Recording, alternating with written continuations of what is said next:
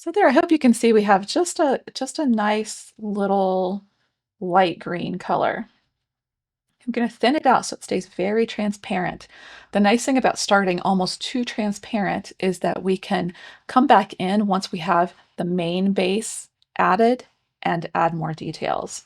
So when I'm doing a evergreen tree, I think about at the top starting very vertical. So just kind of tapping in a basic shape.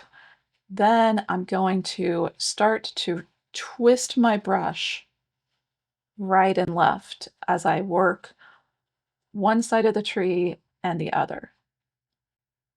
So just twisting, doing kind of both sides at the same time.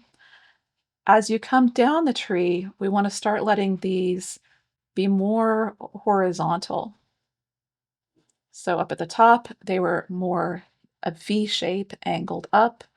In the middle of the tree, they're a little bit more horizontal. And in the middle of the tree, I can press down a bit more on the brush, use more of the brush.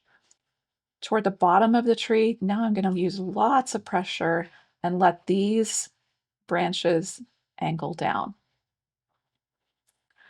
So you can see that really, really easy. You can build a shape of an evergreen without too much work.